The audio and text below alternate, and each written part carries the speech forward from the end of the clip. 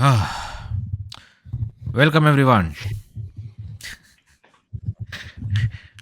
Welcome to an episode of Angry Over United Pod.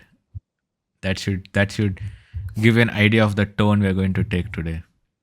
Uh, United is making us go through the 5 stages of grief this season, and yeah, I don't think we're going past stage 2, which is anger. Um, yeah, I mean, I guess if you're a United fan or a football fan and watching this pod, you know what happened couple of sorry 2 days ago, how many days ago, time zones are weird, but we saw what an abject performance we had versus Tottenham. Kind of really summed up the season. I would say we were outperforming ourselves in the Europa all season, and we picked the final to actually show our level, what our true level is as a club, what a true level is for the players, what a true level is for the manager, for the board, for everyone. And we are currently 16th in the table, can very well be 17 because Villa is probably dismantling us this weekend. And if Tottenham can hold on to get a point versus Brighton, we finish 17th. So, looking at all this, you would think that it is a slam dunk to get rid of the manager. But you see fans, lots and lots of fans, having this weird copium and hopium nonsense that Amorim will somehow come good if we give him the right players. Now, I agree that each manager needs, you know, player profiles he wants and the tactics he wants to coach, players that kind of are commensurate with that. But are you telling me that a team with players like Bruno, Ahmad, Garnacho, Mainu, Yoro, Maguire, Ugarte, Casemiro, who else? Shaw, Dallo, Mazroi. I'm not counting Onana and Hoyland, so you can keep your comments. But apart from that, Zirkzee, who else am I missing? I think I covered most of the big names. Are you saying a team with players like this is only good enough to barely avoid getting Kobe. relegated? Yeah, Mino, yes. Um, are you telling me Amarim, Ineos fans for some reason who bought into this nonsense that this side is only good for what 16th in the table and losing to Tottenham in the final? And Tottenham played really bad. Tottenham was downright terrible in that final, and we somehow lost to them. So, you know, the fact that we not seen any tactical flexibility from Amorim or any advancement or adaptations, and the fact that yes, like sure, if you think 3-4-3 your tactic is the best tactic ever and you need a preseason, okay, but at least be pragmatic in the interim, right? You come in November, you took over a team that was, what were we when he took over, 11th, 12th, something like that, when Amarim took over. You take over a team like this, and then you talk about how you need, that you're focusing everything on the Europa, the league doesn't matter. Why not be a little more pragmatic with your tactics? Like, even Eric Ten Hag was so stubborn, was pragmatic in the FA Cup, which helped us win that against Man City.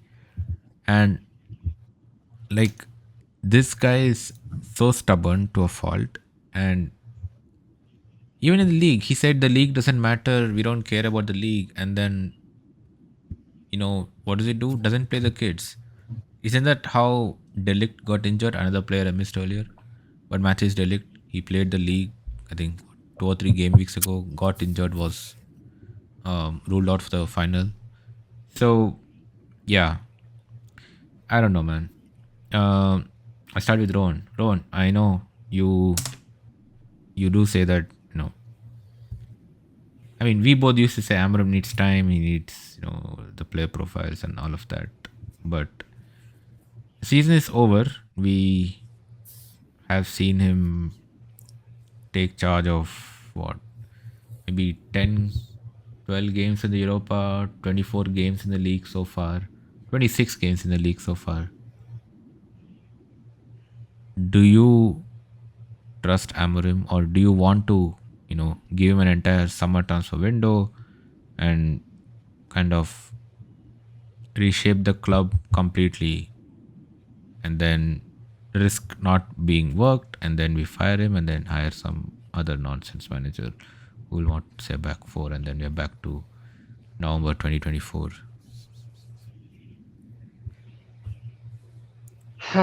Ah, oh, Ruben, what have you done, bro? Honestly, I very disappointed. Like, uh, see, the league league was like beyond reach. Like when this manager came in, uh, we like everybody knew what he was gonna do. I like I think except Ineos, everybody knew what he was gonna do, or probably Ineos was just like believing it or something. But um, it was a completely new system for these players and everything. So I honestly did not expect very much. Just that you know, just avoid relegation, like because it had come to that. Like we were thinking about we'll be able to get 40 points and this and that, and just to avoid relegation. So I had like given up on the league totally. Like okay, but then if you do that, okay, fine. You wanna, let's say you wanna go and try for the Europa and everything and focus on that. Okay, fine, yeah. But then even there, like I didn't see much. Like according to me, I think we were very incredibly lucky to reach the final. Like I did not expect us to reach the final also. In fact, I think you and Pratush, you and I we kind of predicted that we are not going to reach it. We'll just probably go out in the quarters and everything. And Yeah, yeah, uh, like it was based on literally moments of like brilliance from either Maguire or like Ugarte doing some assist, and it was completely random. Like very lucky to reach the final. But like okay, fine, you somehow stumble upon in the final, right? The season has been like the worst season ever in decades, and now you have an opportunity to at least give the season something, right? And winning the Europa would have at least brought in some good like money, and we could have gone in Champions League, and also uh, we could have tried to attract better players in the transfer window for him only, for Amorim only. Like it was not like it was gonna help anybody else. It was gonna help us only. But then you have this opportunity, uh, and I have been going at the players for a long time, and I'll still stick to the same things. What I've said about the players, I don't think they are good enough. But coming from a managerial perspective, I think pointing to the manager here, he needed to do his job, and I don't think he got anything right on the day, and that yeah, was absolutely terrible. Like you cannot you cannot Yeah, lose like that to such a worse Spurs side who didn't even do much on the day. Like they didn't have to do much, they didn't have to do anything to beat us, yeah, yeah, right? That goal was also, it was like a fumble, and like yeah, the player made mistakes and everything, but yeah, at least get the manager's part right. So yeah, I like for me, I don't mind if he goes tomorrow. I don't mind if he goes 2 months from now. But I think he's kind of like he's kind of proved that probably like from this game alone, like that he can't manage big games for me. right. So. Yeah, I'm there right now. Yeah, I mean, I agree with you on the players not being good enough. I mean, sure, are the players good enough to win the league or even get us top four? No, I mean, I don't think any of us would say that. But don't you think the players are good enough to be higher than 17th or 16th in the table, right? I think that I would say is Ambrum's failure. Like the players are not that bad that you barely avoided relegation. Like we're still not at 40 points. Yeah, it's like I mean really I didn't have any hopes with the league.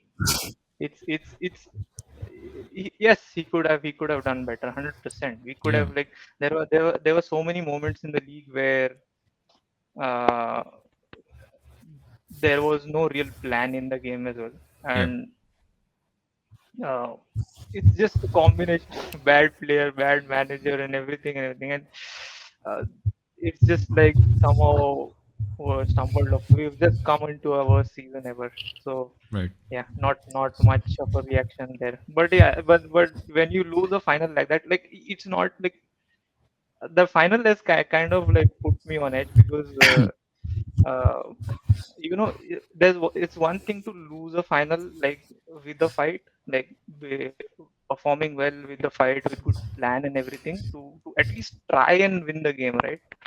But it's one thing to lose a final like that. Like that was Yeah, horrible. Like there was nothing. We were just hoofing the ball like for the last Yeah, 15 minutes. We were just hoofing the ball from the sides. Like it was just crossing and hoping that Maguire or Casemiro would eventually like somehow stumble upon their head. It will just go and it will go in. That was the thing. There was nothing. No game plan. Nothing. The team selection was horribly wrong. So like what can I say? Like then if you do that like in a big game, there's some opportunity to salvage something from the season, which has already been so terrible. hmm. So that kind of like I draw the line there. Like people have different uh, breaking points that I was saying to Somdeep as well this morning. So yeah, I think that kind of sums it up for Yeah. me. Somdeep, to come to you, like what is wrong, with the fans, man? Honestly, like you know, these are the same fans. For example, when who was that guy, David Moyes?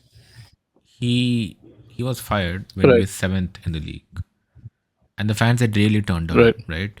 I mean, sure, Moyes also chatted a lot of crap in the media. He said we should aim to be like Manchester City and a bunch of nonsense.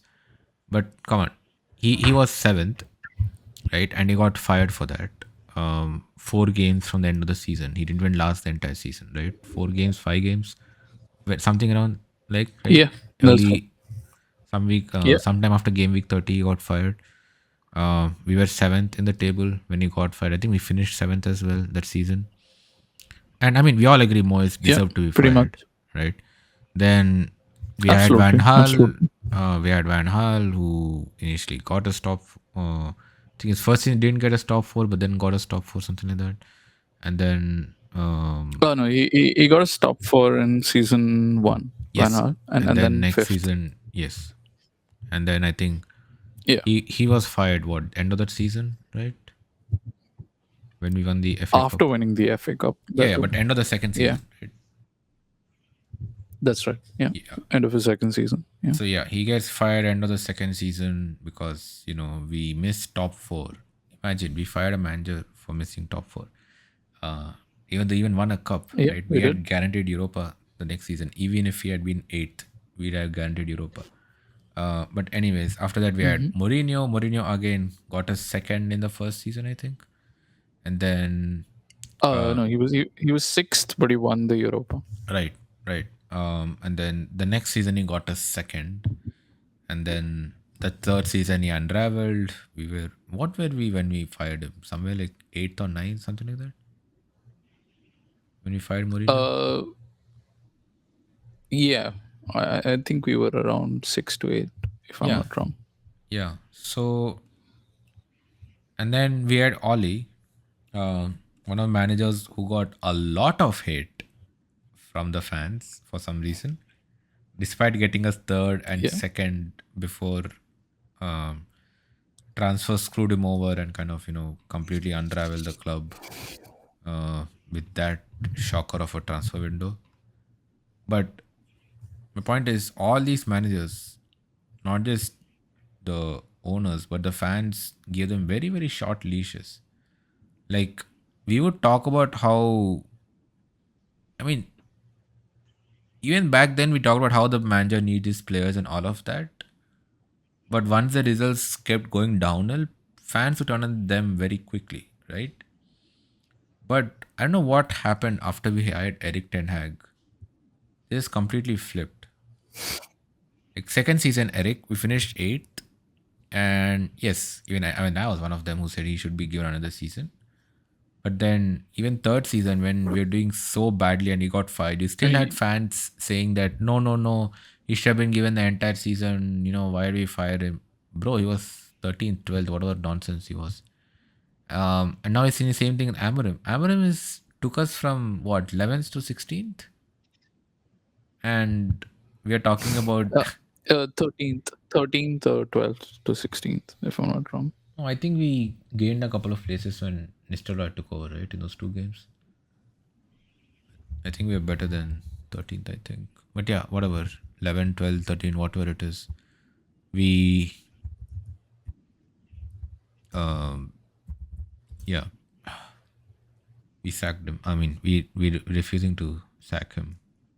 So what has caused this change? Like, why?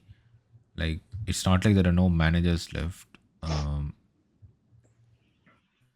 And the kind of outgoings that are being predicted, Rashford, Garnacho. I know Rashford may not be like the most liked player, but he's still the the fourth highest goal scorer this season for United, despite playing less than half the games as the other players who are in the top. So, for all this talk about divas, And feels like diva players are doing better than diva managers.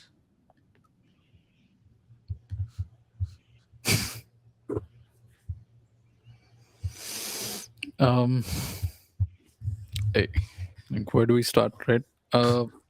Yeah, where do we start? Good So question. it's crazy. Well, Amram arrived in mid October, if I'm not wrong. Now, I mean, November he If you took over. look at November, and when did Rashford leave? Rashford left in January, right? January, yeah. If I'm not wrong, Rashford was the top scorer in the squad, tied top scorer in the squad in that period under Amram, having not played in like half the games because of whatever differences they had behind the scenes. Yeah, he scored He goal against Ipswich, twice against Everton, he scored Everton, and then never played and again. then didn't really play again. He was on the bench for a couple of appearances against, I think, Arsenal, where he played like 2 minutes No. So he and played. and No, got no. He abused played. for No. the loss. He played half an hour against Arsenal and Forest, but didn't score anything. Right. Yeah. And then he never played again after that. Yeah, and it was pretty inconsistent game time, right? Because there were gaps between those appearances. It wasn't back to back. Sorry, which ones? No. Which appearance are you saying? Like I think there was some gap before and after the Arsenal appearance, for example. No. Maybe I'm remembering that. No. So he played 5 games under Amarin, the first 5 games. He started against Leicester, Ipswich, and Everton, and then was a sub Right. for Arsenal. He was brought off the bench for Arsenal and Forest, and then never played again. He was on the bench for Newcastle, but he didn't play that game. Wait, so you're telling me he essentially had 3 starts and he was top scorer in that period until he got loaned out? Yeah, he only had I 3 mean, stars. that's like I'm not saying this guy's messy, right? Like Rashford's a good player, but we know that like he's good, but he has his own set of limitations, like any other player. But like let's talk about Amram, right? Like I feel like that's the focus of today's episode. Yeah. It's all about the man, the myth, not the legend, Ruben Amorim. Uh, right? That's a Because good episode I, title. I I feel like I feel like he's delivered this immense clinic on gaslighting the media. I have never seen a more compelling and cleverly done, uh, controlling of the media narrative by any football manager. I mean, I thought Sir Alex had mind games, but not everyone in the media loved Sir Alex. He had his skirmishes with them.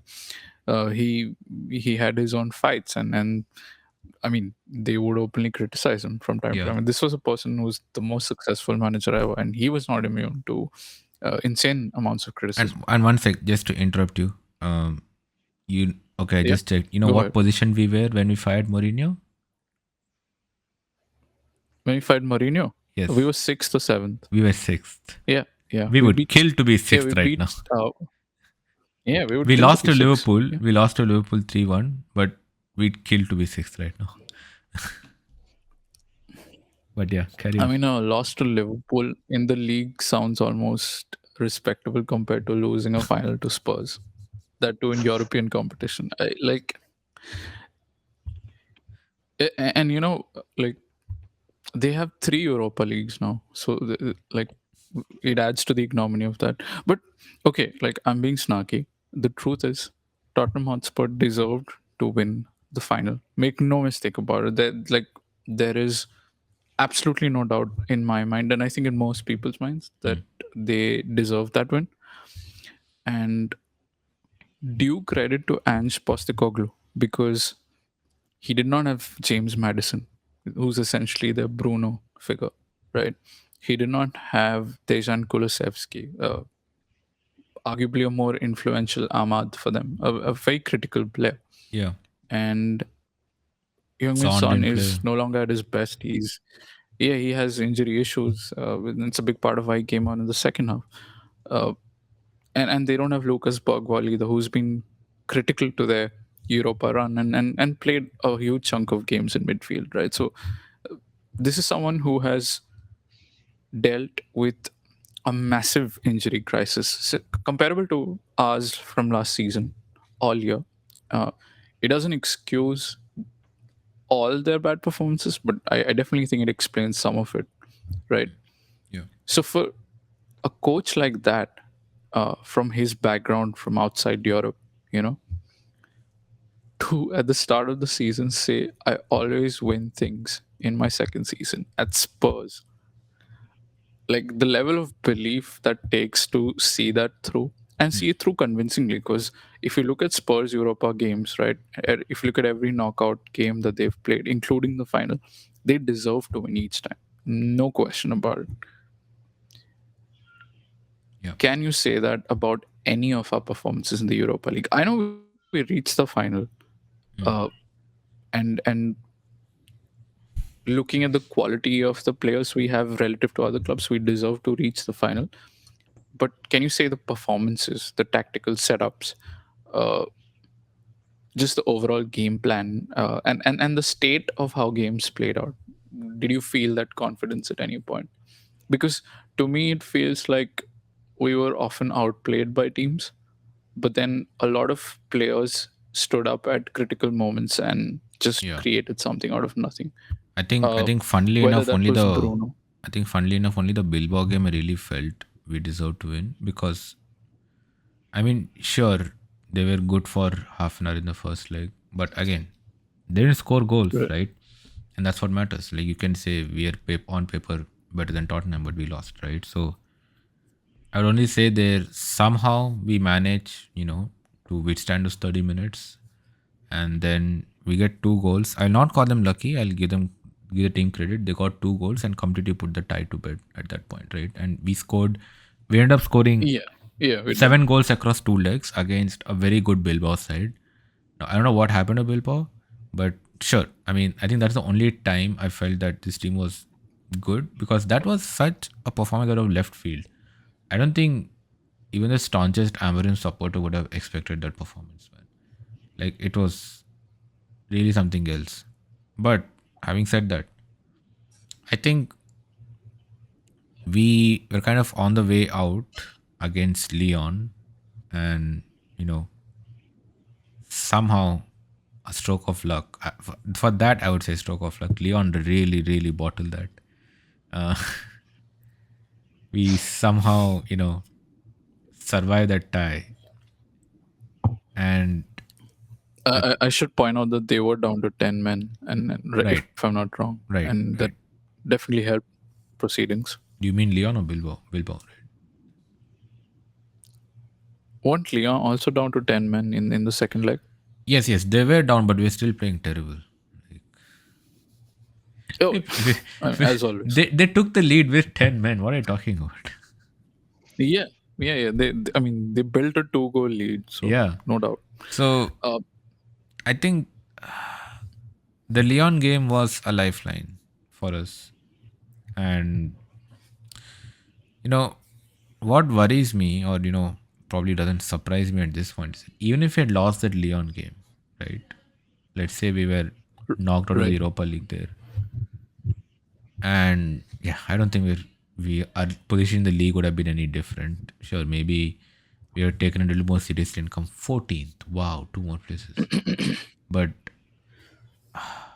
what worries me is that even if you assume that we are 14th in the table and knocked out of the Europa in the quarterfinals, we'd have this same legion of brain dead fans calling for faith and one more season.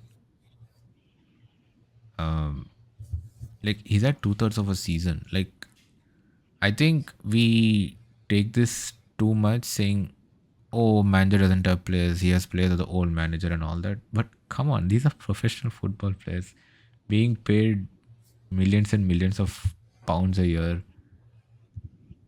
If a manager cannot motivate them to win a few games a season, commensurate to their level within the game, what is a manager for then? Like, sure, you can do a clear out in the summer, but you can still get a good position in the league. Are you saying the only way you can do a clear out is to kind of, you know just completely give up on the league, come 17th, and only then we can do a clear out? You can do a clear out even when we are 10th. Even a 10th is far below our expected, where we aspire to be in the league. You can still do a clear out, but you can at least be respectable about it. Like, if the bottom three weren't this bad, we would be relegated, and then what excuse would you give at that point, right? I'm almost scared to find out, but I'm sure. I'm sure a large chunk of fans would come up with something. Uh, okay, here's the thing. Like I'm gonna rip into Amram, and I think we're all on the verge of that, right? Yeah, Because yeah, there's just multiple layers of issues with stuff around him. So before I do that, I'm just going to acknowledge the very few good things he may have done in his time at United. And off the top of my head, to some extent, his squad rotation in terms of handling injuries, right. fitness, and match Yeah, sharpness has been half decent. It's not been the greatest because, for example, he played Euro before the final and he got injured, and that could have gone even worse. yeah, But it's been half decent. yeah. Better than a lot of our So recent that's managers, one. for sure. Yeah, relatively. Yeah, I would say just because maybe ETH took it to the other extreme. So by comparison, Amram looks even better. even So I'd say Ole that. to an extent Um, was not too good about that. Yeah, yeah, yeah. for sure. Ole had problems with that too. There aren't too many more positives. This really is, I think, at the top of my list. Um, maybe the only other thing I could say is his media handling is pretty great. He is clearly very well media trained. Uh, and that's both a positive and a negative. That's it. I can't really think of anything else. What do you guys feel? And I'm trying to be like as fair as I can be to him before we dig into it. Rohan, I like agree with what do you. you think he's brought positively? I agree with the 2 points that you mentioned. One is yes, he's handled he's handled the injury part well, like when compared to Yeah, Eric and Ole, because under Ole also it was like overplaying players. Like even Rashford suffered a lot about Yeah. that, and absolutely. to be fair, I think even the club kind of didn't support him much with that. For me, I feel that Agreed. Rashford didn't have really like a. We were actually playing like Garnacho, Rashford, and both wings, and we didn't really have like any cover or like enough quality to really cover for Rashford, or like maybe even if he wasn't playing good, then maybe rest him and then play the other guy. So I think the backing wasn't there much. So even that's there the point. But yeah, overall, I think Amorim has been decent with that, and of course the media thing. But I think even with the media thing, right? He's gonna eventually get found out. Like he cannot keep this cheekiness up for long if these are if the results continue, Yeah. What will you because say more? We are the worst. We are worse than last yeah year. We are better than yeah last year. yeah you just can't like it's gonna eventually catch up to it. Like even when he said we are for this club Europa League is not important. We want to go move and only win like Champions League and Premier League. Like that's where I see the club.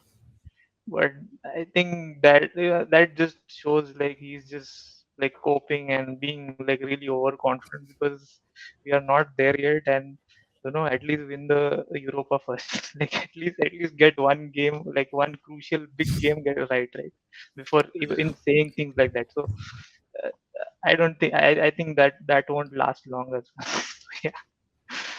So the positive might also end into the negative very soon. Yeah, like,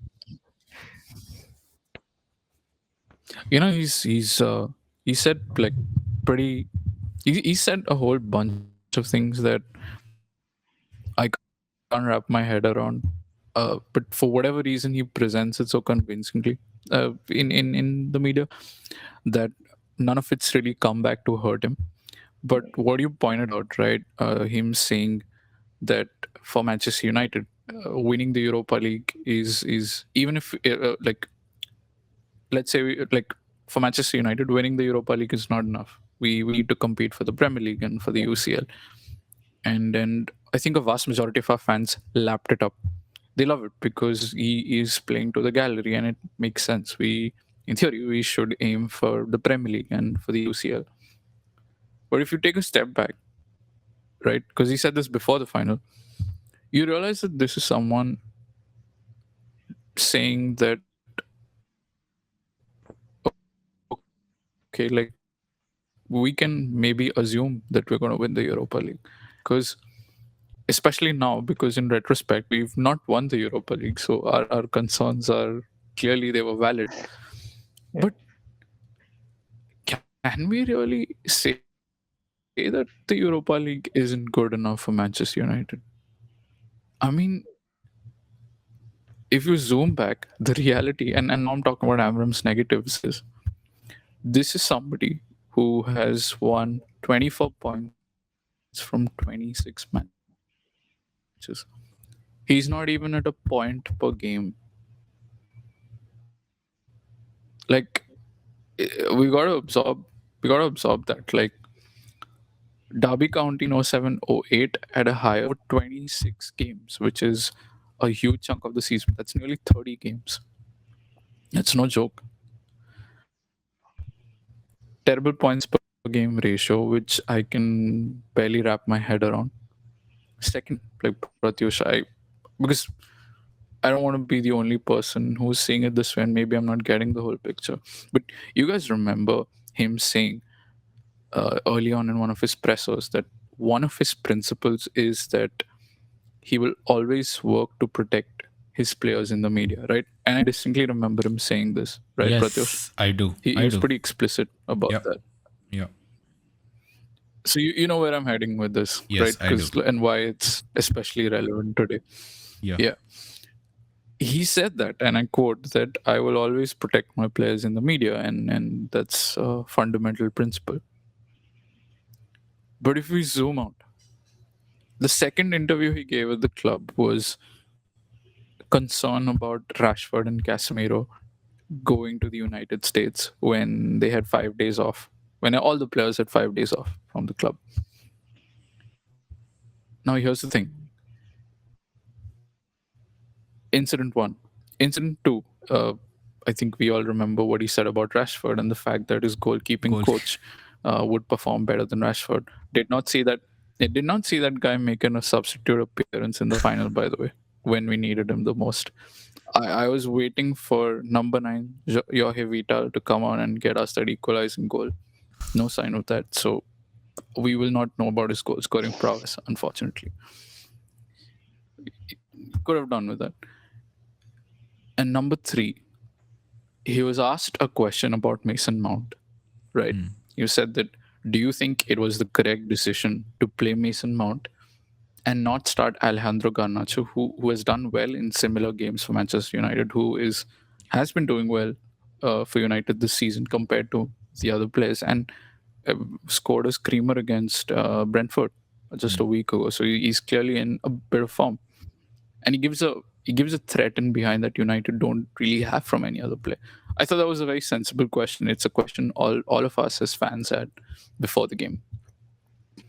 And his answer was that it's easy to say that now, but who was the one who missed a big chance against Bilbao in the semi-final? Yeah. That was Garnacho. I remember that too. I remember everything, and so and my decision is based on everything I remember. So the guy who claimed he would protect his players, right, and as one of his core tenets, pulled up Casemiro and Rashford for taking holidays, which was sanctioned by the club for the entire team. It was not of their own decision making.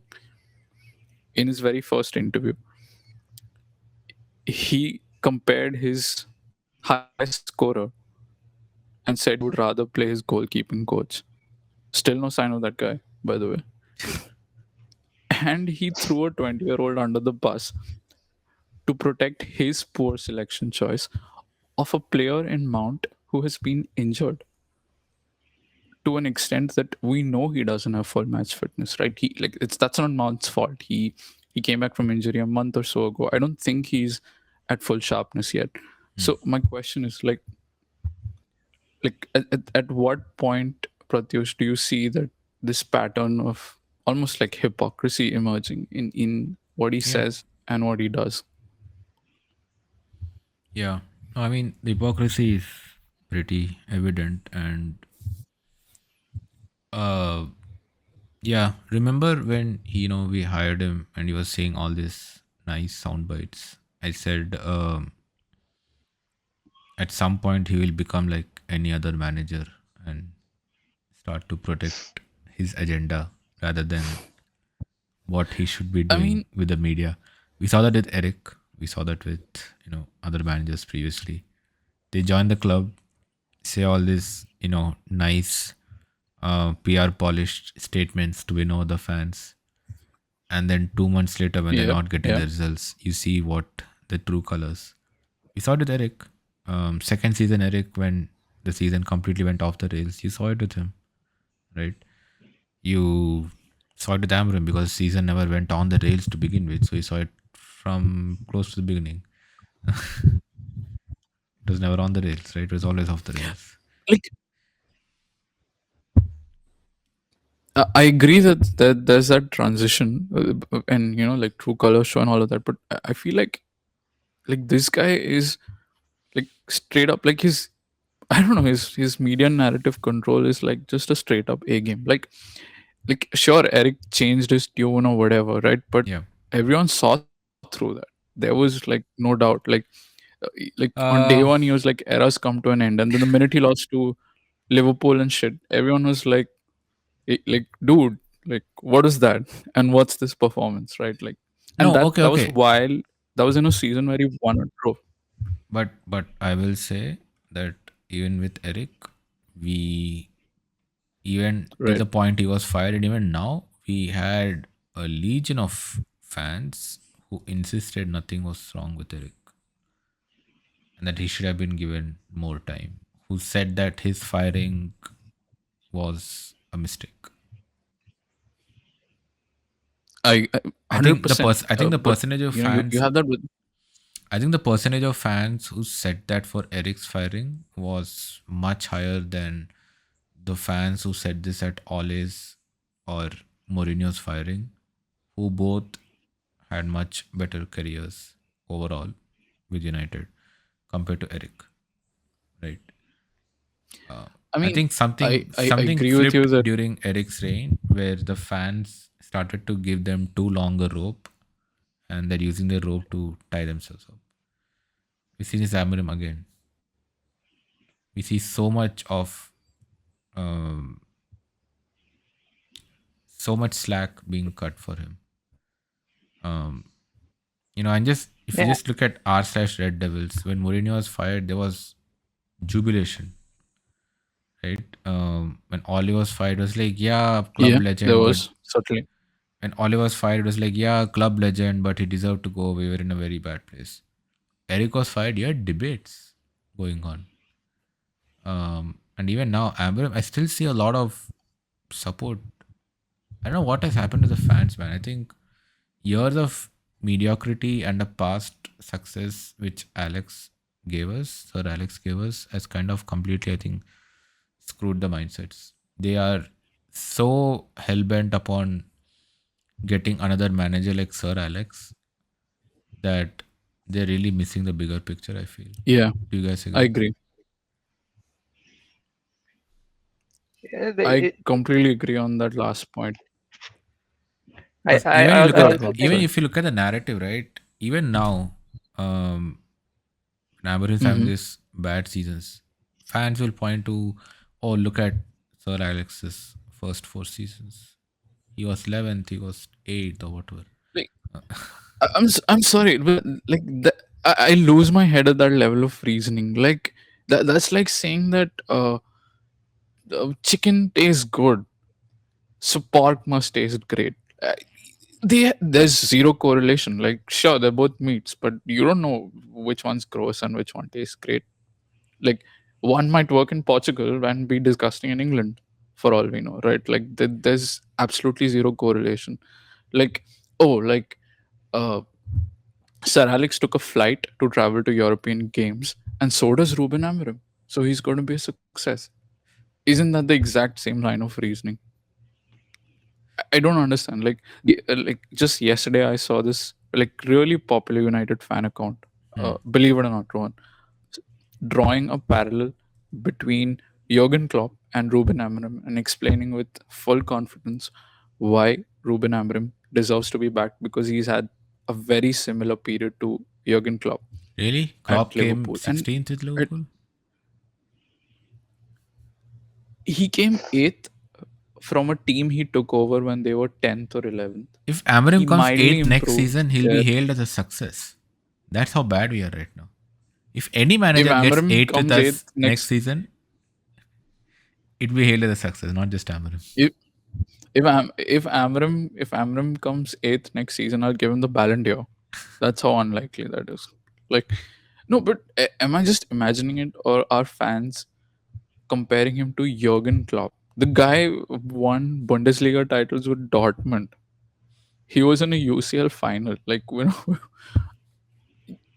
like Rohan, like I don't get it. What's the metric here? Like, how are they on the same plane at all? see, what I feel about this is, I think over the years, right, we've had like really incompetent owners, uh, you know, Yeah. and the decisions have been such that we have had no choice but to accept what is in front of us, and like every year we reach a new low. Every single year we reach a new low. Okay, we might go up a few places in the league, yes, but the standards have Mhm. clearly dropped like gradually 100%, and every year we reach a new low. And then fans just kind of accept that and kind of make Yeah. like try to make points, to justify that. Okay, this is like a new Yeah, low, and then we'll do better. This is for the long term and everything. So it's kind of like everybody is like brainwashed because of our owners. Hmm. Every time, like like kind of right like a decisions have been Stockholm justified. syndrome. Yeah. Yeah, yeah, yeah, yeah. So, yeah, same. So like clearly, like at one point when there used to be a time where even like coming fourth, third or fourth would be unacceptable, right? Now it's like uh, Absolutely. Yeah. and now it's like, okay, let's get DLAP, and like let's see, like we'll reach like top 12 or like top 11 or something, and we'll take it from there and we'll see. Okay, this is where it's come to now. So I think that has played a major, like the hierarchy, the decisions from the top has just completely brainwashed the fans. Yeah. Now they'll just take whatever they can and just make, like, come up with data points and justify it however they want, Yeah. I because mean, there's nothing they can do, right? just to talk about Sir Alex, you guys, all the bullshit we hear about him having a few bad seasons to start with. Well, his first Sure. full Yeah. season, the season he took over, he finished 11th. Just his games, Right. we scored 43 points. And then the next season, we came second. Then the season after, we came 11th and 13th. And even those two seasons, third and fourth seasons, when we came 11th and 13th, we scored 51 and 48 points. Amarim has shown no signs of scoring that many points. At least Eric got a second. We knew Eric could get if he dropped his stubbornness. Amarim has I mean, not showed Eric in 5 years remains of coaching that he can drop his stubbornness.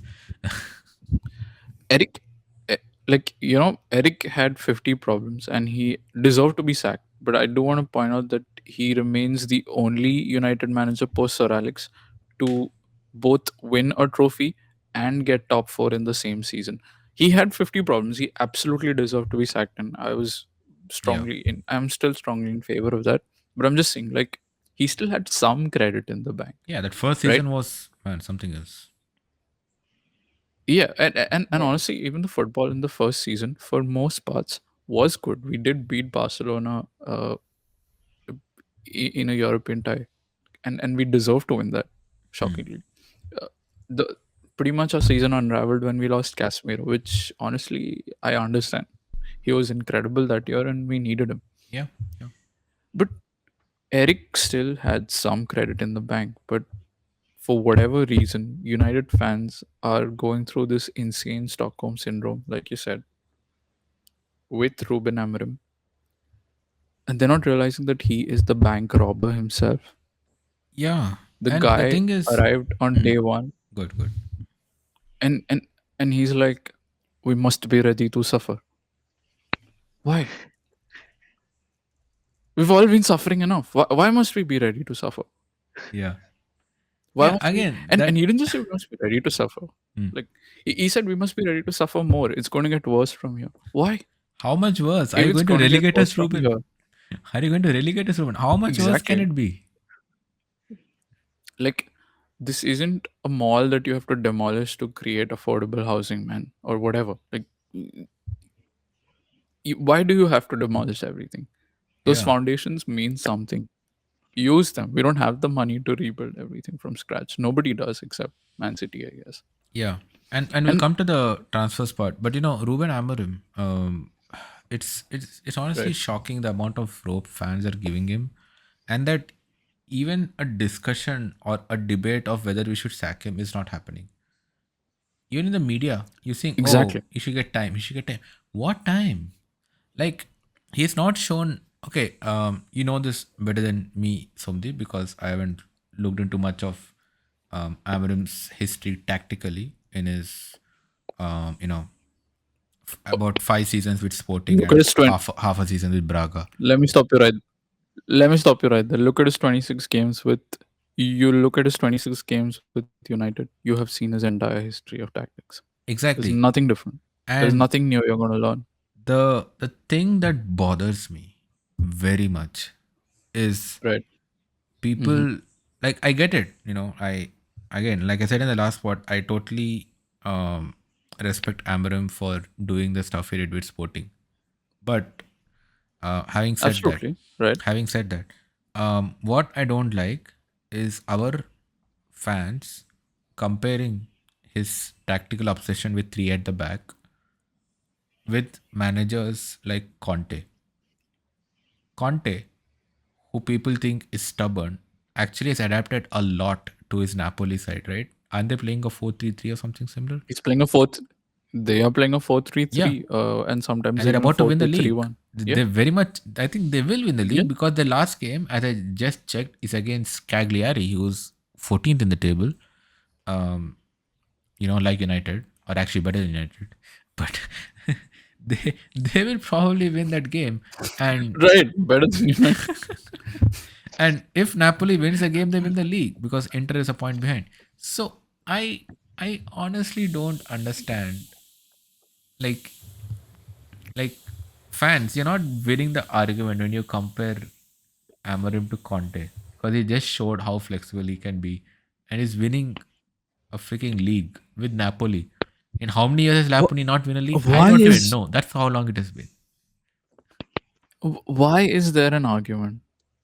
I mean, it's not been that long since they won the league. It's been like 3 or 4 years, Oh really? but they've Okay. weakened severely since then. Yeah, because they lost Osimhen. Right. Oh They yeah, lost they went awesome. Kvaratskhelia in Yep, the yep, middle of yep. the season.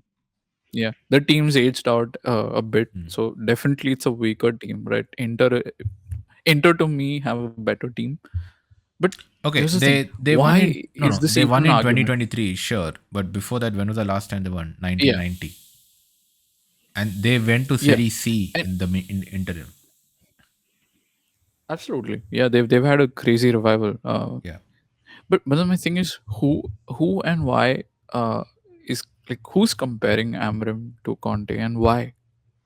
Oh, have you looked Like online? that guy did not go back to back. He didn't go back to back with Juventus for this. He Yeah. didn't win a Chelsea title. Like this is beyond ridiculous. Like even when people say like, "Oh, look at Inzaghi in the UCL final," like, bro, and I want to bring this up with you because we've talked about this, right? All of us. Yep. The problem isn't the 3-4-3. No, the problem is Amorim. Yeah. He is besmirching the good name of that formation. He like like that fan on AFTV who like AFTV has a million problems, but they have that one dude who is like insane and makes the most ludicrous statements about Arsenal. Stuff like Arsenal's bigger than Real Madrid because we've won more Premier Leagues than Real Madrid. Like, duh, man. They play in Spain. I think his name's Ty or something, Yeah, right? yeah, yeah, yeah. Yeah. So he's that guy. Like, if there was a collection of managers who play 3-4-3 or Hmm. three at the back systems, right? Hmm. And there was a clown amongst them, the clown would be Amarim. Because the other Yeah. guys are Inzaghi, who's won the Italian league and has been to multiple UCL finals. Conte, I don't need to say more. Xabi Alonso went unbeaten in the Bundesliga, got the Real Madrid job, and the first thing he said is, I need to change my system for Real Madrid because Yeah. we don't Duh. necessarily have all the players for a three at the back. And it's And this is a guy who won unbeaten Bundesliga versus Bayern. and also it will take time. Even if let's say Jabi wants to play a three at the back, it will take him a couple of seasons, even It'll a take couple time. of 2 or 3 windows, even at a club like Real Madrid, to get the player profiles you Yeah, need, right? Obviously, in the interim, will you just absolutely. stubbornly keep playing a formation that is not suited to the side? Like, obviously, Amram is smart man. He knows that this side does not have the profiles for a 3-4-3, right? It is more built for a Right. 4-3-3, 4-2-3-1. I'm not saying we're a good Does he 4-3-3 know that? side. I'm not saying we're a good 4-3-3 side, but that's the We're kind not. of tactic our 4-3-3, 4-2-3-1 is what our side is built towards. Why not play that till you get your players Agreed. you want, man? Why not play that? Okay, like, so are you telling me, Ruben, that hypothetically, right? Let's say tomorrow you're playing the UCL final, right? I'm giving you a lot of credit, right? Let's say you're in the UCL final. Let's say you're in the UCL final United, right? I'll give you a lot of rope here to hang yourself up with. But let's say you're in the UCL final with United And let's say you have two or three injuries to key players, right? Which prevents you from playing the 3-4-3, right? Let's say Okay. Okay. because of these injuries, the best formation you can play in the final is actually a 4-3-3 and not a 3-4-3 because of injuries to some key Mm-hmm. players in your side. Will you play that 4-3-3 or Okay. not? Or will you continue to stubbornly play a 3-4-3 and lose the final just because it is your philosophy? Eh, I think Ruben will lose the Guys, I final. always say this. No, guys, I always say this. You must believe in the idea. And the idea is that Jorge Vidal can play at wingback. So I will play him at wingback. That's what he would say. And you can write that down.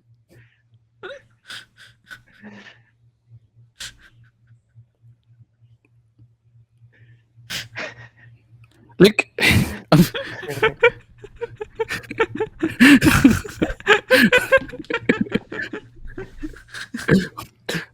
I swear to God, like, the scenario described is probably what it's going to take for us to finally meet the legendary Joy Vital and have him out there on the pitch. And he's probably going to come out on the pitch and play like Kafu for all I know.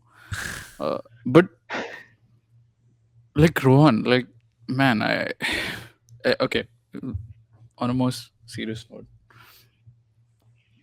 it's not even a 3-4-3, is it? Like, if you step back and look at it clinically, it's very much a 5 at the back system. Like, there is no 3, it's a 5, and the wing backs have a tremendous amount of responsibility to run up and down the pitch, and they're more defensive than they're attacking. I mean, Mazraoui was like very much defensive yesterday. He was not a wing back. He was a full back, like Pratyush pointed out during the game, and Yeah. rightly so. So I, I feel like this whole thing is a misnomer. Like, it's very much a system where he wants 5 people on the last line most of the time, and it never really goes away from that. Like, do you feel that can work in the Premier League, Rohan? It hasn't so far, and it's and it's like uh, okay, let's say you get the like the most attacking wing backs in the world. Okay, fine. Let's say we Sure. have the money Yeah. and we get the most attacking wing backs in the world, and you just put them over there.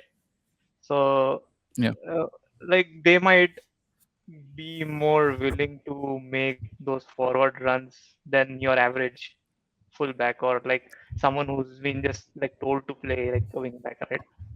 Okay, Sure. but then Fair. Yeah. Like again, like Mazraoui clearly can't, for yeah, like example. Mazraoui clearly can't. But then Yeah. again, the situation right now is we don't have any money.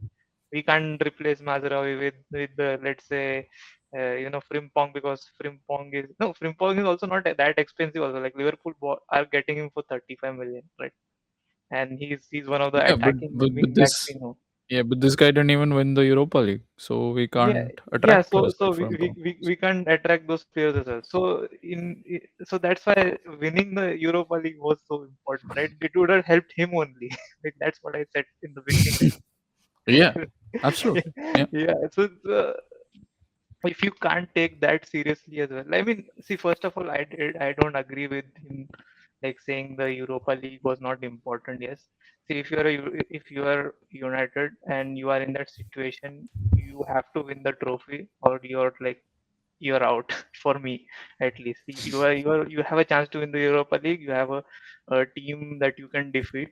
Okay, Mm. you should win it. Like there's no excuse for that. hundred Yeah. percent. Mhm. Uh, And a uh, team and with an and injury and crisis at and, that. and yeah, and basically that was your way forward to the UCL. You were not gonna jump from like 16th and 17th to the fourth and get to the UCL, right? The very next season because Yeah. that was not happening anytime soon. So that was literally your chance, and you screw that up also. So yeah, coming back to the wing back thing, right? So yeah, we can't afford players right now to accommodate his system. So then what's the point? What's the point in continuing with him? Like it would much rather be good if we can like move him on and like get someone who can you know suit some of the style of these players. Mm. So we can just like make some progress further and then decide like where do we need changes Yeah. rather than because Uh, anyways we don't have money, right? Like now that we no UCL, so no premium striker as well. We'll probably end up getting Cunha because I don't know where that money is coming from, and then Oh, don't worry. We'll we fire just a few more staff members. yeah, we'll fire a few more staff. Maybe lunches parties will be cancelled and everything. So and somehow we'll get Delap or someone for a very cheap price. Yeah. But yeah, then it's again you get system players, okay, fine, but then do they have the quality to jump us ahead in the table, right? Does that question comes again? Yeah. And then if we don't have the quality, then we won't go very farther, right? Like it will be 16th from we'll reach 14th, 12th, something like that. But Yeah. then how are we even moving forward that way? No, exactly. And I to mean, just does the to just expand on that point, Rowan. Sorry, Sandeep, but just expand on that point. Rowan, you were talking about players, right? So we are talking about now a large scale clear out, which I agree. I mean, that site kind of needs a large scale clear out. But you're talking, I mean, and this I am seeing from a lot of fans, right? Based on transfer speculation.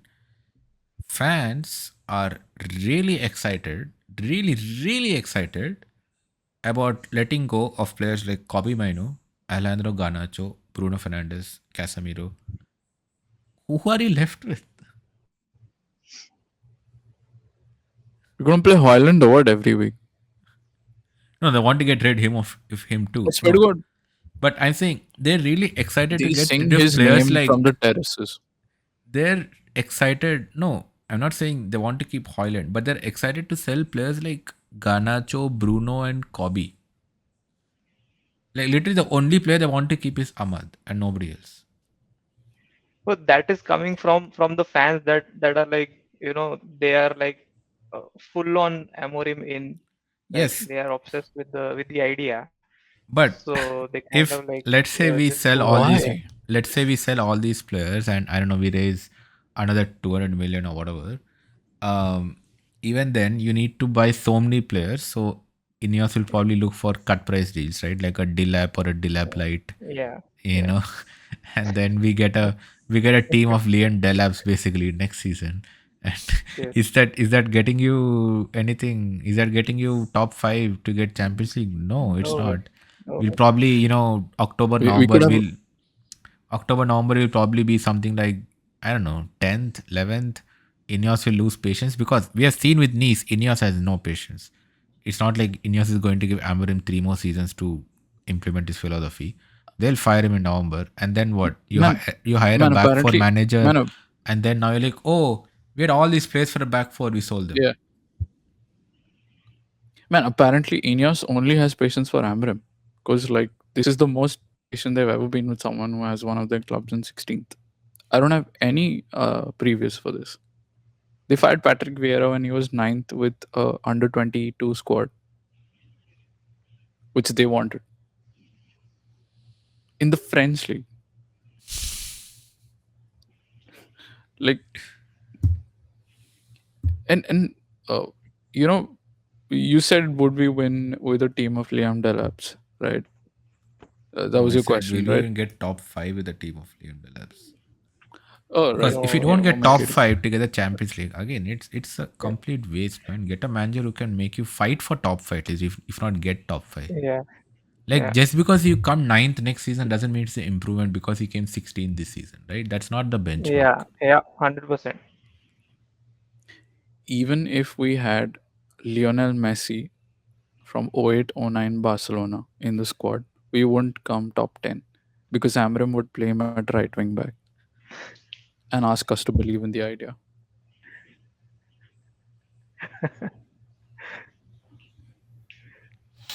True, true, true. Yeah. Quite positive. Yeah.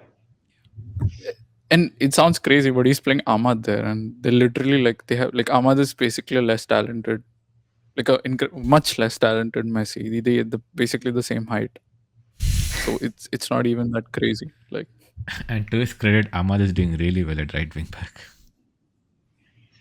yeah, but that's testimony to how Ahmad. good and how hardworking a player he is. Yeah, Yeah. it's entirely down to him. It like on paper, like you're at a club which has Rashford, Garnacho, Anthony, Ahmad, which until very recently had Elanga. Get the hint. They're wingers, right? Like, and they're pretty decent wingers compared to the rest of the league. They're not the worst. They're at least top 10 quality. Use them, Yeah. right? Like, at least For make all something the out of them. slating Anthony But got, he is kind of the best player at Betis now. He's probably winning a trophy. We said Elanga was not good enough, binned him off. He's one of Forest's best players. We said Scott McTominay. yeah, We played him out of position for close to a decade, Scott McTominay, and then shipped him off saying he's yeah, not we did. good enough for United. We said he's not good enough for United. He's about to win Serie A and be Napoli's best player under Conte. We said, Yeah.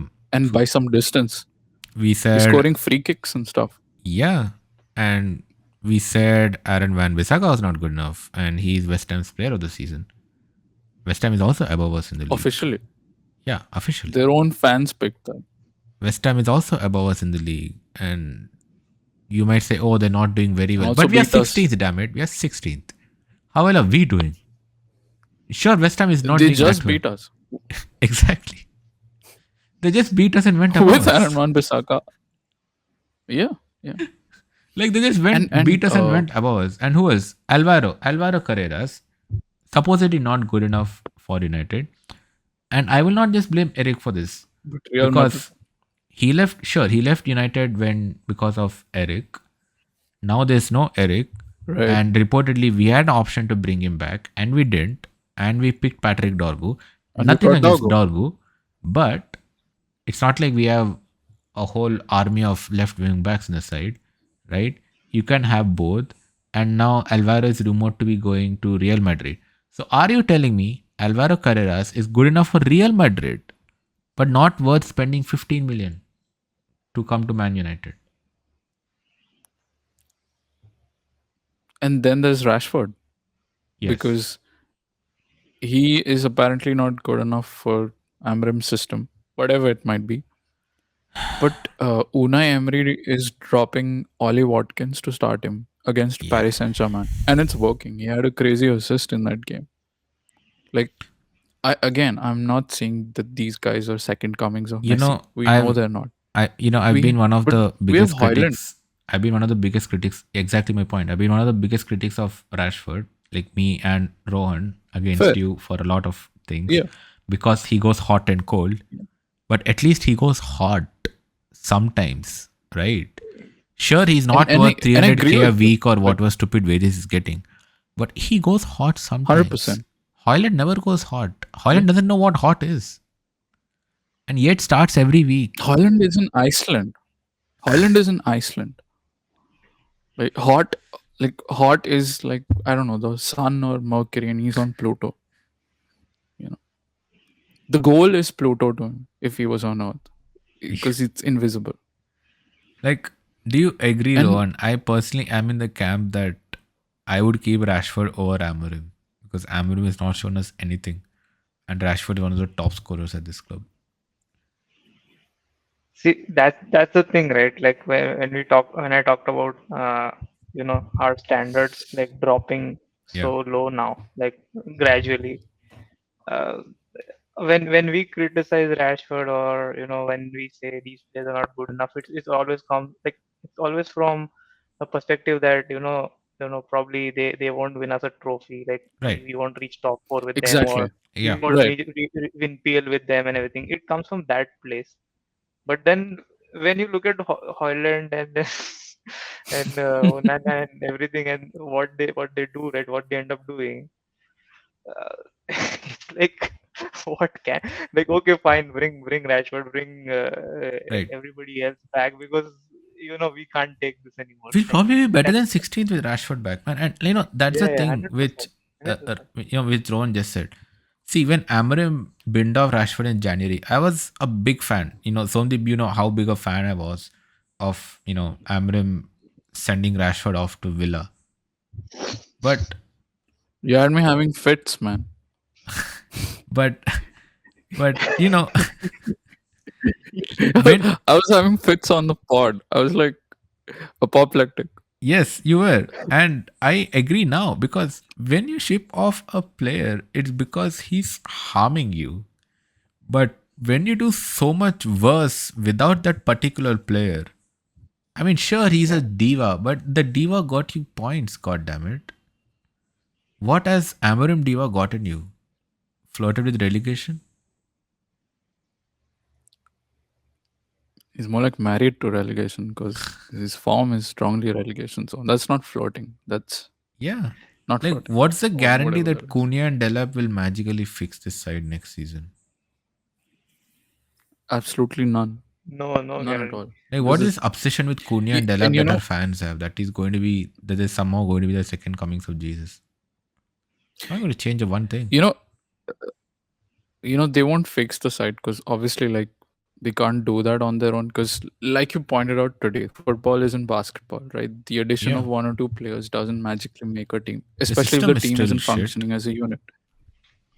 Yeah, but the problem is also that this system, how we build up in every game, always inverts the central center back into midfield, and this has been done to death. Like, everyone has analyzed and shown that, because that's what Amram wants. He did that at Sporting. It's a feature. It's his idea. The problem is with United, right? The idea becomes Maguire in build up, basically being a DM next to Casemiro. And Maguire is not that. So put yourself in put yourself in Onana's place. You have the ball. Okay, you can see Slabhead and you can see Casemiro, right? And their players pressing them, because opposition teams know this. They know that this guy is going to stick to his idea because that's what he does. It's not going to change. So they press Maguire and Casemiro like Spurs did. Now you're Onana, you have the ball, right? Are you going to pass to Casemiro or Maguire? What do you think is going to happen if you pass to either of them? How fast do you think the ball's going to be in the net? Because Onana won't save it either. After that, he might as well, he might as well just kick the ball in the net, because this whole sequence is a nightmare, right? And okay, now put yourself a little further into the United fans' head now. So Onana sees those options and he's like, I can't pass there. And by all tactical instructions, Amarim doesn't want players passing there. He uses that central centre back as shadow cover to basically take a man out of the press. But they're never available in the build up. And this is great for Maguire, because Maguire's whole body language and body shape is like, I don't want the ball. Like, I'm just going to be here because this is our shape. Right. And honestly, he can't do more than that. But now the alternative becomes, you've lost the two DMs to pass to, right? And now you have wide center backs, so like really wide, and they have players on them, and your wing backs are pretty inaccessible because they're the only ones wide, so they're being marked. You have Bruno, who was in central midfield and obviously being marked because he's Bruno. You see where I'm going, right? So what is Onana's one option like against Hoof Spurs? it He plays a long ball down the middle to the Haaland. opposite goalkeeper. No, Holland is not Yeah. never catching Bro, that in if a I million had years. No, bro, if I had Chat GPT as manager, it would come up with a more advanced tactic. Like, this is not like, this sequence is played out so many times repeatedly that expecting it to work is just stupidity. Like, So I'm me, sorry, but when Pep came to yeah, so me, this is why I think Ineos have made the decision to sign Delap after looking at Twitter clips of him, just trying to control the ball in midfield. I think that's and I the mean, reason, because that's maybe he the can do only that better than Holland. way. Yeah, Maybe you and I can do that better than Holland. It's not the most difficult thing. But this is not a tactic. It's this obsession with sticking to a system, and every knock-on effect is just adjustments happening in game to work within that system. That's it. And it's crazy because, Pratyush, you remember when Pep came to the Premier League in the first season, he finished third, the first time he didn't win a title Yeah. in his career. And he was shocked, and he was like, okay, I had to rethink my whole setup. And I was like, I need to have my team fight for second balls. So this guy literally started working on fighting for second balls, aerial balls, and winning those knockdowns on the pitch. Yeah. Pep did that, right? So why shouldn't Amarim have to do that? Like, I don't get it. And Why would we assume that playing one way would work all the time? and, All and the what time. is and what is the board doing in all of this, man? Like, I'll come back to my Cutting point jobs. earlier. Yeah, cutting jobs, and I want to bring up my point I was telling you guys yesterday. For all the slating that Ed Woodward got, he had this Hmm. club in a much better position than what we are in now. Ed He Woodward did. Shockingly, he did. got a lot of well deserved criticism from all of us. But and we celebrated when we fired Ed Woodward. But since then we Yeah, had Murtaugh. He was demonstrably worse than Woodward. And now Ineos, who have been 100%. another level of, they're like worse in another galaxy. And again, coming back to this oft repeated point which you have brought up a lot in the pod, you fired Eric Tanak for being stubborn, and then you fired him for being late. I mean, you were late in firing him, right? He won the FA Cup. Fans were Hmm. like, give him time, give him time. You got swayed, right? Even though on one side you are openly looking for managers, and other side you extend him. You give him a fair. The only thing they didn't do bad was they didn't give him a 4-year extension. They gave him a 1-year extension, which was part of his contract. But still, right? You gave him Yeah. a 1-year extension. You spend 200, 250 million on the players he wants, only for us to be Hmm. the same garbage level that we were in the previous season because he never changed his tactic. Um, the only time he changed his tactic was the FA Cup, right? Which and he won, and he Yeah. still refused to use that tactic in more games. The first season pragmatism, and fair. He got fired after 11 games because he was really bad. But he was on course for more points than Amorim. But also, you then go and hire a guy who is so stubborn that he only played one tactic his entire managerial career. You go and hire that guy after just complaining that Eric Ten Hag is way too stubborn. You hire that guy, and you hire a guy with a diametrically opposite system to what players you have. And then, so now because you have done all that, you want to save face in front of fans. So you'll say you'll give him another season, despite the drop in level from the side. Now you want to give him, okay, maybe not another season, but at least you want to give him this summer. You want to give him the preseason, and then come November, 6 months from now, we're probably languishing in 12th or something, and then the pressure is building on you from fans, from the media, and everyone to fire Amorim. Now you are in this dilemma again. Oh, I should have fired him earlier. Yeah, I think that's what it is. Berardi doesn't want to admit that he Yeah. made an error, so they just keep him on, and later when the results don't come, and they will have to fire him. Like We there's used to no fire managers when we were mathematically out of the top four. yeah Do you remember, guys? Yeah. Eric Ten Hag, sorry, not Eric. What the hell am I saying? Louis Van Gaal was fired. I mean, that I think he only lasted to the end of the season. That season, even though we lost out on top four much before was because of the FA Cup, right? And then he was fired. Yeah. Mourinho was so bad that we're like, we're not even going to wait till you're mathematically out of top four. We're firing you, right?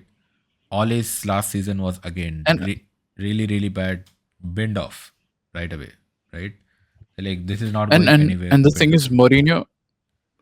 Yeah, and the thing is Mourinho and Ole were screwed in terms of the transfers because they both finished second. They both deserved like transfers to some extent that they wanted. Mourinho was given Fred and Dallo. That's it. And Ole was not given the DM he asked for. So they still had some extenuating And fair, that is circumstances, on Woodward right? to an extent. But To an extent. yes, Yes. but what Yeah. I'm saying is we still had some standards, and we still regularly got top four those Yeah. days, right? Absolutely. Now Yeah. we have We, to we, pay we got top Adidas a four. We penalty won for Europa missing League. top four twice. We have to pay Adidas, I think it's 5 million, 10 million, some number like that for missing top four. Like that's where we're at. We're paying penalties to our sponsors. Um, I mean, Woodward got mocked for his Galactico policy, but Woodward bought Angel Di Maria at his peak for 60 million. Ineos bought Ugarte for 60 million. Manuel Ugarte.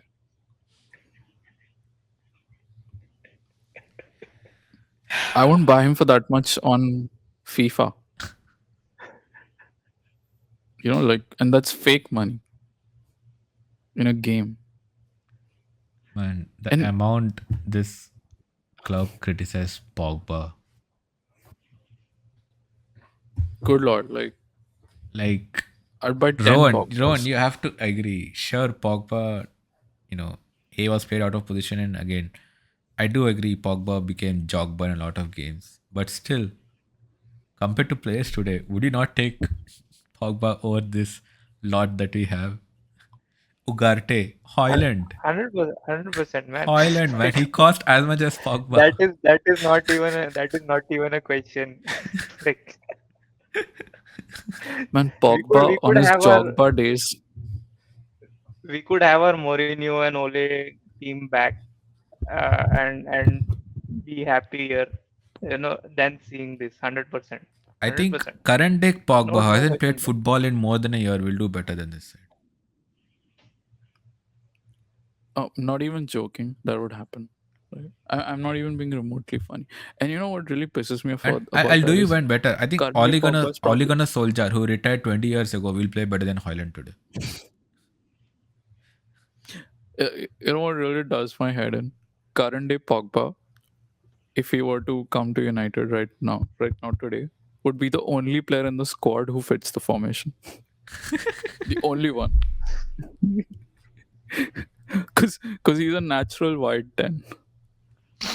Bruno isn't really even that, if you think about it. He's more of like a typical 10. Yeah. Pogba would Those literally be Pogba the Lamb first guy who, days. Those Pogba Lamb days. yeah. Like Pogba wasn't perfect. He had issues, but his issues were the difference between maybe coming first and second. And they were exacerbated by us playing him out of position. Right? Yeah. We all agreed on that. We played in DM. He played man. an entire season out of position at DM next to Matic. And What do you mean when we entire came season? second, Almost his entire with career we 82 played him points. out of position. He played his entire career except like a few months under Ole at Yes. DM. Yeah. But we still came second with 82 points in that. The one season that he played LAM, like you said, we hit, I don't know, like 75 points and came second, and we reached the Europa League final. So the standards were like, and that Europa League final, we did not deserve to lose it. It was just players not being able to take their chances on the day, which is a very different kind of And situation. we didn't have anybody right? off the bench who could help as well. Ole famously didn't make a Right. sub in that game. Yeah, and okay, he lost Fred, so some of it I understand, but that's a whole other topic. But now we have, and now the problem isn't just that we have Ugarte or that we're putting Maguire and asking him to play DM in build up, which is crazy to me. But we have a manager who thinks this makes sense, we have a manager who thinks that Kobe should be attacking the box because he can dribble. Like, he can dribble, dude, but that, like, not every person who dribbles needs to be like attacking the box. Yeah. Like, like, if he had Pep Guardiola at Barcelona, he would try to make him into a 10 because he can dribble. Like, he'd take one look at Busquets and he'd be like, oh, like, you can attack the box. I don't know what kind of reasoning this is. Of course, Kobe can dribble. Use him elsewhere on the pitch where we need somebody who can, I don't know, half turn, maybe at DM, like Kobe is. Yeah, and even DMs need to dribble, I'm not man. What is saying, this? yeah, I'm not saying Kobe is Sergio Busquets. I'm not saying he's the finished article. He's not. He has limitations like any other player out there, but it's still better than Maguire at DM, right? Like, there's nothing Maguire is gonna do in build up there that Kobe can't do. Yeah. Yeah. Even if he makes mistakes, I would say stick with him and take him through that because that's part of your job description. It, it it's hard not to be overwhelmingly negative about Amarim because honestly, if he was giving a competitive exam and it had negative marking, that's the points we'd have. I mean, to anybody who says we're being overwhelmingly negative about Amarim, I'll again come back to what you said earlier, Somdeep. In 26 games, we are on pace to be the Derby County side of whatever, 05, 06, what is it? Worse, Worse. worse, Worse. We are, somewhere. we're Yeah. scoring Yeah. less than a point a game, guys. Yeah. That yeah, it's just completely unacceptable for a side like United to be, and the players that we have to be that bad. You know, I just figured Amarim out. He reminds me of this guy I knew who gave some SAT or something, and he had like this pre-made uh, intuition for the order in which to pick options because, like, you know, it'd be like A, C, B, D for each set of 4 questions, and that's Amarim. Like, he gave an exam once, and that sequence worked for him. So he's decided that his answer to every MCQ for the rest of his life is going to follow that order. And like, it sounds crazy, but isn't that exactly what he's still doing? Yeah. Yeah. And it's not even the same exam because he's in England now. Yeah. Sorry, what is this about Derby County? Because I think didn't they score much lesser points, or is it just for the last few months? What do you mean? Because Derby County scored 11 points that season.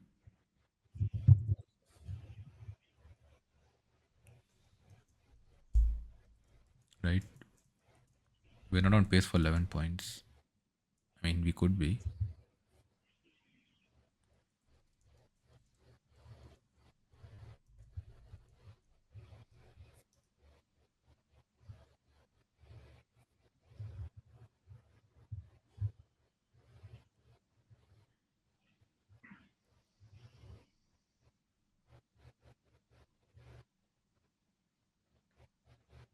Oh, the actual stat is that Ruben Amrams won 24 points in 26 Premier League games, a points per game ratio of 0.92. Right? Yeah. This is lower than Paul Jewell's. This is lower than Paul Jewell's Premier League points per game, 0.94. Ah. He had a time in the Premier League across a few clubs, but his career average is 0.94. He's the same guy who managed 24 winless games at Winless Derby when games. they finished on 11 points. Yeah. So his average with Man United is worse than the career average of that guy in the Premier League with those kind of teams. And we want to stick with him, right? Yeah. And we want to gut the squad with, like, I don't know, 400, 500 million spent for him. Yeah. And Somdeep, do you remember Gary Neville at Valencia? Better record than Amram. Yeah. Yes. More points per game. Yep. So hey, we So finally have an manager that Neville is qualified to chat about fully. yeah, exactly. So when and Sean and uh, Dyche and said the what he said, and the, you know, and the thing is, he's quiet now. He doesn't have an answer. Gary Neville. In his interview, he said Yeah, he has nothing to say. I don't think Gary even realizes that his managerial career is better than Amorim at United. And Valencia didn't even have a strong squad back then. And for context, his reign was described with players saying stuff like, "The Englishman, we don't understand him." And that guy got more points than Amorim. yeah, I really don't understand how he has a dressing room, man. Our dressing room has down tools for far smaller things. Like, what is I Amarin think our saying in that dressing dressing room, room that he has them in a spell like this? I think our dressing room is also going through Stockholm syndrome, and they believe that they're garbage. Like they are garbage, but Yeah, they believe that they're relegation level garbage, and they're convinced of it because that's what he tells everyone, yep. including them, every day. Shaw I came mean, out if in that's the all we needed. Shaw came out in the interview and said like, I've been here for like so many years, and I think 100% Amorim is Yeah. the right guy to take. Yeah, that is You know just what? Stockholm The syndrome, fact man. that Shaw Like, said that, Amarim has said so many times in the press that this side is the worst side in, the history.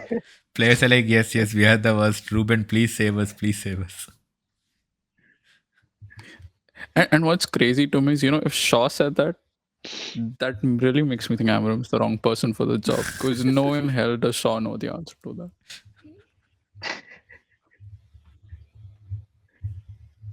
And he looked like he really believed it. That blew Yeah. my mind. Man, for all the, people used to troll AFTV for being harsh on Arsenal. And Arsenal never finished below 8th, and that was during the COVID seasons. They always were in the top 4 Yeah, or top 6, always, right? And agreed. even then, their fans used to be so incredibly hard on them. Despite Arsenal had issues, right? Their stadium rebuild kind of Except I. the stadium rebuild, did screw their finances for a long, long time, which kind of killed their competitiveness in the market and subsequently their competitiveness in the Yeah, league. yeah, But they were still top 4, right? At least till right. Wenger left, and then They even were. then they had some yo-yo period after that, but they were still never less than 8th. We Agreed. haven't And even that was started to just one build our season, I stadium. think. 2 seasons, but Oh. 2 seasons they were 8th. But man, we haven't even started to build our stadium. Like, how low? Like, so does this mean that if we build our stadium, we'll again be strapped for cash, so we can't buy players, and we'll continue to stick with Amorim, and we end up in the championship? What excuses do the fans give then? Oh, this team needed relegation.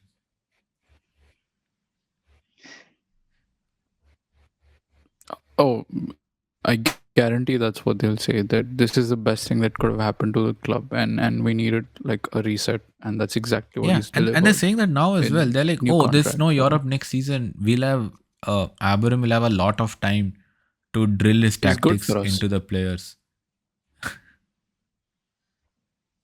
But Somdeep, do you They're treating remember? it like a gap year in Europe, man.